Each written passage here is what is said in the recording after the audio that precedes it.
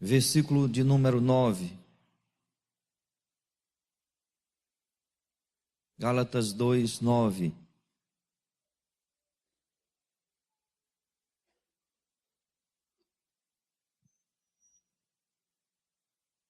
A parte final do versículo 19 diz, Gálatas capítulo 2, versículo 19, a parte final diz assim, olha o que o apóstolo Paulo diz: estou crucificado com Cristo. Vamos dizer juntos? Estou crucificado com Cristo. Irmãos, Paulo, quando fala nesse texto aos Gálatas, havia alguns questionamentos lá na igreja. Deveria a igreja fazer observação da lei cerimonial, dos ritos, da circuncisão? A igreja deveria observar esta lei? O apóstolo Paulo ensina para os Gálatas que esta lei é obsoleta, ela se cumpriu em Cristo Jesus. Jesus cumpriu tudo. E aquela igreja estava vivendo alguns questionamentos e uma polêmica na igreja. E infelizmente é comum no ser humano polemizar, criticar, ter suas ideologias. E o apóstolo Paulo diz aqui nesse texto que o grande problema daqueles irmãos daquela igreja é que eles ainda não tinham sido crucificados em Cristo. Eles querem viver em ritos, querem viver em cerimonialismo, em tradições. E Paulo disse a respeito de si mesmo: eu estou crucificado com Cristo. Irmãos, a lógica do nosso culto é a crucificação de Cristo. Nenhum culto tem lógica. Pode ter cânticos, pode ter pregações, pode ter cerimônias, pode ter celebrações, mas a lógica do culto está na cruz de Cristo. Ele diz: estou crucificado com Cristo. Logo, quando alguém está crucificado com Cristo, a lei cerimonial se torna obsoleta. A lei cerimonial não existe mais. A lei moral sim, porque a lei moral ela precisa perdurar, mas a lei cerimonial não. Quem está crucificado com Cristo não precisa mais de lei cerimonial, não precisa de circuncisão, não precisa de ritualismo, porque culto não é ritualismo, culto é adoração, culto é rendição, culto é entrega, culto é reconhecimento, culto é gratidão. E Paulo disse que para a lei ele está morto. Ele está morto para a lei. Ele não vive mais para a lei. Ele agora vive para Jesus, porque está crucificado em Cristo.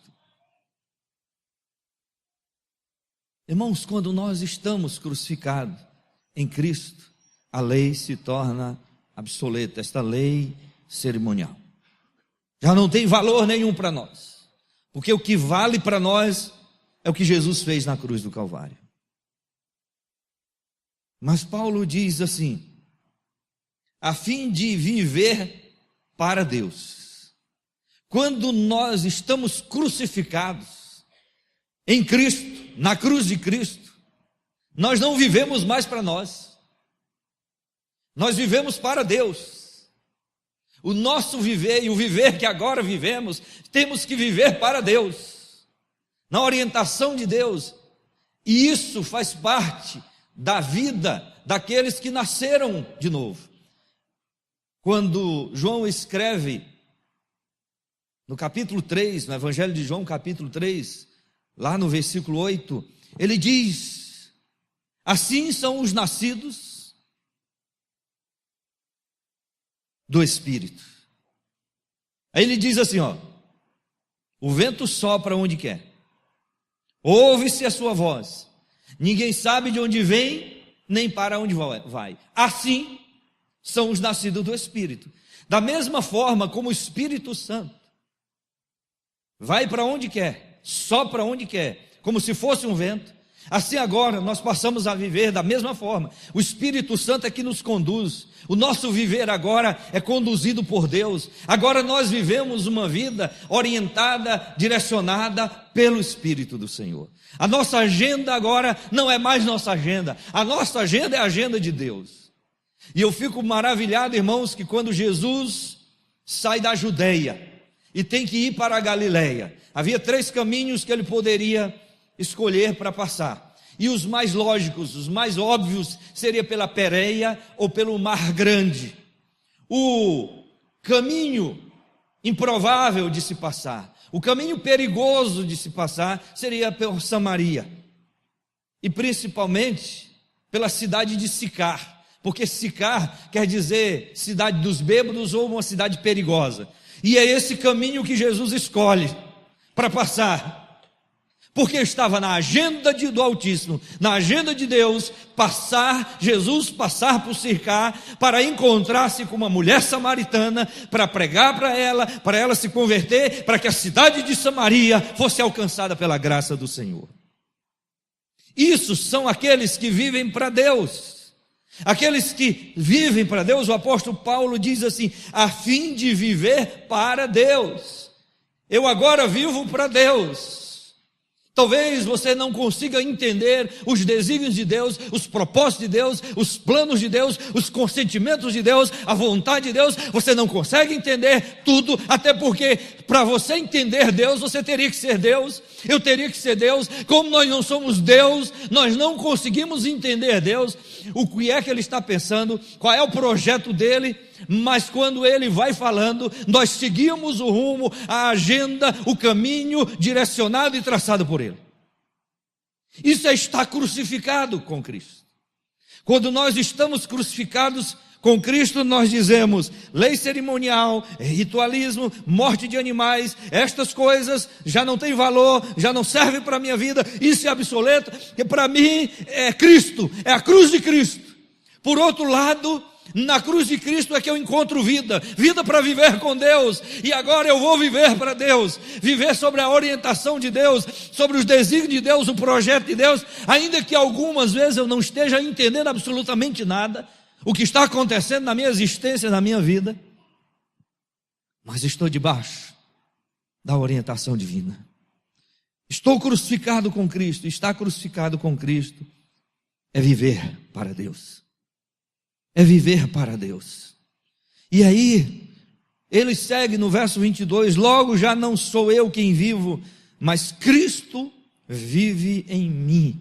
E esse viver que agora tenho na carne, vivo pela fé no Filho de Deus, que me amou e a si mesmo se entregou por mim.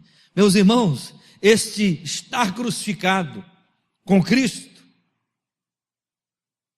é viver pela fé.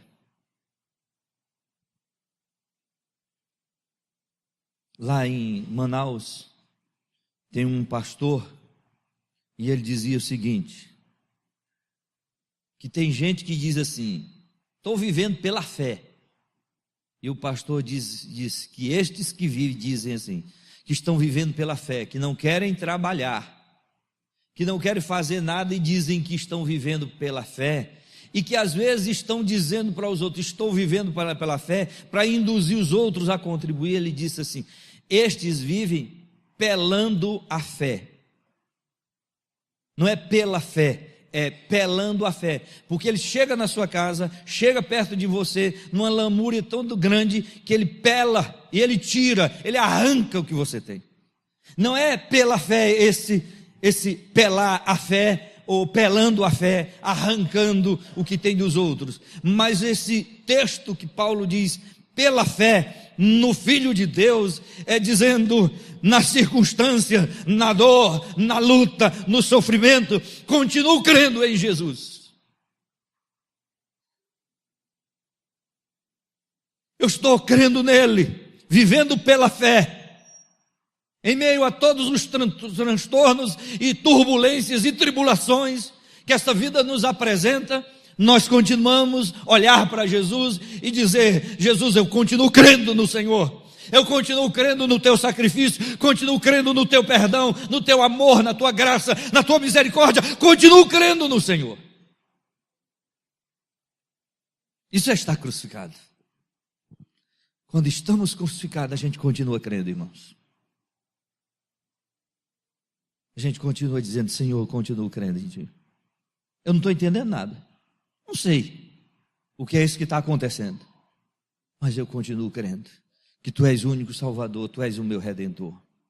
E lá em Hebreus 12, ele nos estimula a olhar para Cristo. E ele diz: para que não nos fatiguemos desmaiando na vossa alma. Para que não vos fatigueis desmaiando a vossa alma. Meus irmãos, olhe para cá, deixa eu lhe dizer uma coisa. Se você e eu deixarmos de olhar para a cruz de Cristo, se nós não tivermos crucificado em Cristo, a gente vai se fatigar.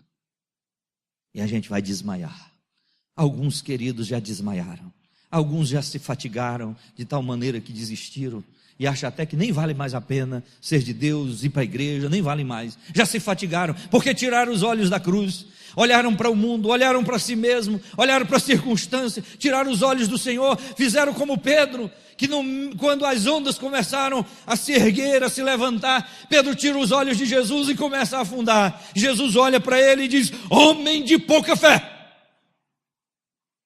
Quem tira os olhos de Jesus começa a afundar. Quem tira os olhos de Jesus começa a se fatigar, fica extenuado, exausto, desmaia. Temos que olhar para a cruz, temos que olhar para Jesus, para permanecermos em pé,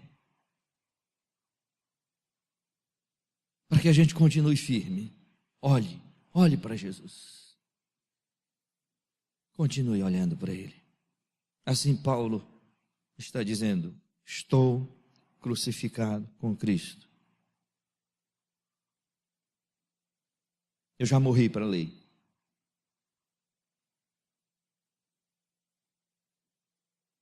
Eu agora vivo para Deus. Eu agora vivo pela fé.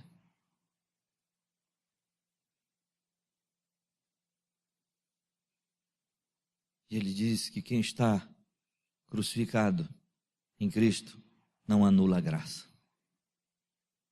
Lembra que domingo eu preguei aqui na igreja, confirmados na graça? Olha para a cruz e entende que nada neste mundo pode tomar o lugar do Senhor. Porque se algo na nossa vida tomar o lugar de Deus, nós estamos anulando a graça de Deus. Porque dele, por ele e para ele são todas as coisas. A ele, pois, a glória eternamente. Quero terminar esta reflexão, que hoje é ceia. Irmãos queridos, a ciência descobriu que o animal mais fétido do mundo é o gambá. Talvez seja surpresa para você.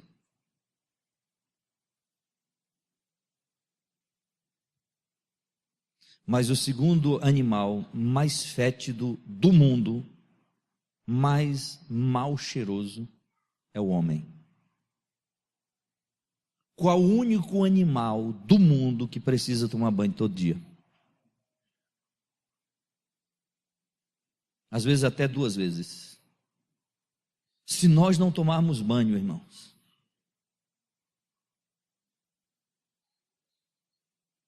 basta passar de um dia para outro 2 dias sem tomarmos banho. E eu estou dizendo para os irmãos o que a ciência descobriu. Nós temos que tomar banho todo dia. Qual é o único animal do mundo que tem que escovar os dentes todos os dias e mais do que uma vez por dia? Porque senão se torna insuportável. Temos que praticar uma higienização constante nas nossas partes íntimas, porque alguns homens, por não se higienizar direito, pegaram câncer. Mulheres, por não se higienizarem direito, tiveram complicações nas suas partes íntimas.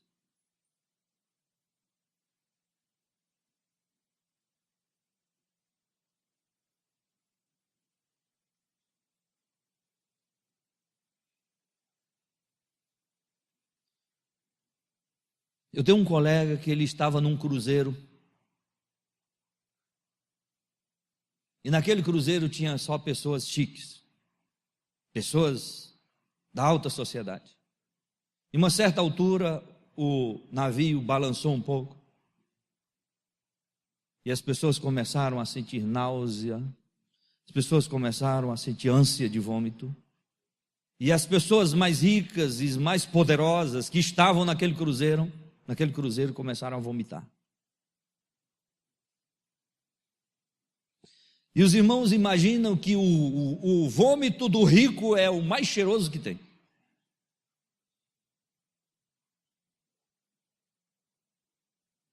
Deve ser.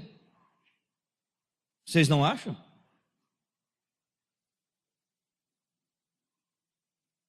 E aquele colega disse que ricos, mulheres, chiques, vomitando. Ele disse que aquele navio ficou insuportável. Aquele azedo, aquele mau cheiro. E ele disse que correu para a proa do navio, a fim de pegar um pouco de ar, de vento, porque estava insuportável o mau cheiro. E ele disse que quando chegou lá, aquele vento, que alívio, o vento soprando, aquele alívio, de repente ele sentiu algo cair sobre ele. Uma pessoa que estava no andar de cima vomitou e caiu sobre ele. Pessoa de posse, rica, vomitou em cima dele. Ele correu para o sanitário, e quando chegou lá, os vasos estavam cheios de vômito, as pias cheias de vômito. Não tinha água para eles se lavarem. Ele disse que aquela roupa chique que ele estava usando, deve ter comprado especialmente para aquele cruzeiro, ficou insuportável. E ele disse que aquele vômito impregnou no corpo dele, nas narinas dele, no cérebro dele. E ele disse que não tinha nem com que se lavar, e ele pegou o papel que tinha lá e tentou se limpar, e tentou fazer uma higiene.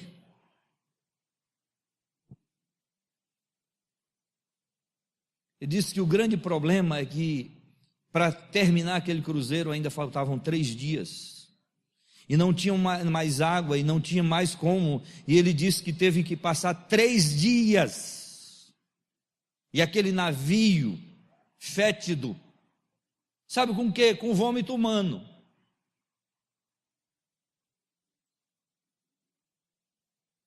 Agora olhe para cá.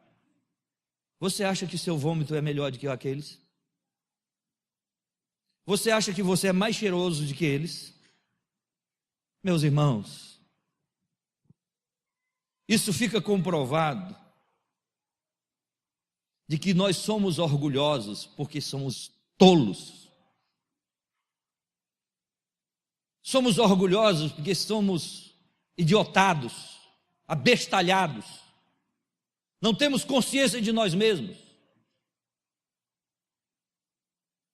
Uma ferida que não cicatriza logo, dentro de pouco tempo ela começa a ter um mau cheiro.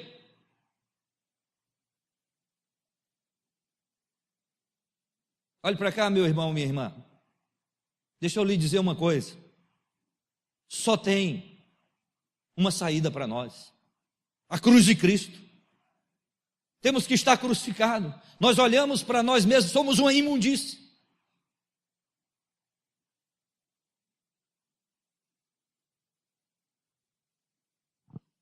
E o que eu acho impressionante é que às vezes a gente vive num contexto eclesiástico, de uma vaidade, de uma prepotência, de uma presunção, quando nós às vezes não percebemos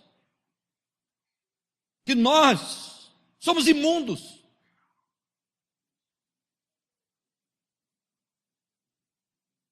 Se aqui hoje, nesta manhã, todos os irmãos tivesse ânsia de vômito e todos vomitassem, você pode imaginar como ficaria essa igreja?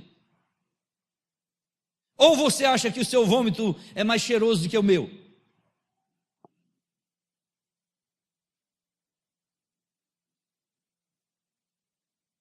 Não, eu sou da alta sociedade, o meu vômito é nada, querido. E eu estou dizendo isso para você cair na real.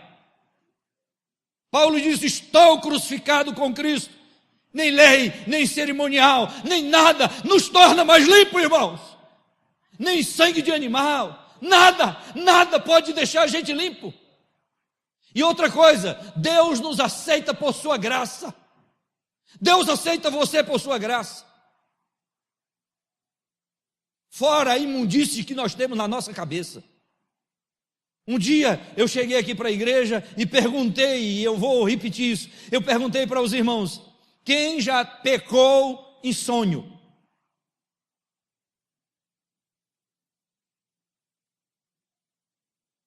Quem já pecou em sonho? Você está dormindo, santinho, dormindo, e lá no teu sonho, você sonha matando o pastor da igreja.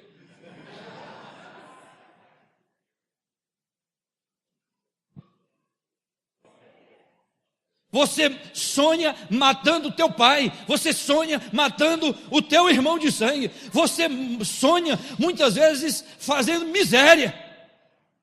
Pecamos em sonho. Aí vem dizer que você é melhor. Não é, querido? Há uma sujidade na nossa alma, na nossa mente, estamos sujos. E só o sangue de Cristo pode nos purificar de toda essa sujidade, de toda essa imundície que nós somos. Só. Por isso Paulo diz: estou crucificado com Cristo. Espero que a terceira igreja, que os componentes desta igreja estejam crucificados com Cristo, porque nós não somos nada e absolutamente nada, irmãos. É por isso que quando nós celebramos a ceia, no dia da ceia, a gente tem que encher o nosso coração de gratidão. No dia que você morrer, querido, no dia que você morrer, que for sepultado, você imagina que teu corpo vai ficar intacto? Algumas vezes, meus irmãos, tem que ter pressa, porque começa a entrar em estado de decomposição. Eu ouvi um missionário dizer que o corpo mais fétido que existe é o do ser humano. Quando ele morre, os outros animais, eles têm um odor, quando morre, tem um odor peculiar, mas o cheiro, o mau cheiro do corpo humano é diferente. E ele falava, e aquela pessoa falava da experiência que teve de lidar com alguém que tinha morrido e já estava em estado de decomposição. Diz, passou dias e dias e meses que parecia que aquele mau cheiro não saía da sua lembrança, da sua memória. Ser humano pode ser rico, pode ser da nobreza, pode ser quem for, meu irmão, vai entrar em estado de decomposição. Por isso, ou tem que cremar, ou tem que sepultar, porque não dá para ficar exposto. Tal é a nossa imundície. Eu estou falando tudo isso aqui, irmãos, para dizer para você que você e eu somos nada. Então vamos baixar a cabeça para aquele que é o autor e consumador da fé. Ele sim. Ele é santo. Ele é limpo. Ele é puro. Ele sim. Baixe a sua cabeça para ele agora. Reconheça sua sujidade. Vamos reconhecer que nossa mente é suja, nossa alma é suja, nosso corpo é sujo. Tem que tomar banho sempre, limpar sempre, o tempo todo, é um cuidado o tempo todo, senão a gente apodrece. Senhor, curvamo-nos diante de Ti, nesta manhã, e gostaríamos de dizer como Paulo, juntos: estou crucificado com Cristo. Jesus precisou morrer para que nós pudéssemos morrer com Ele.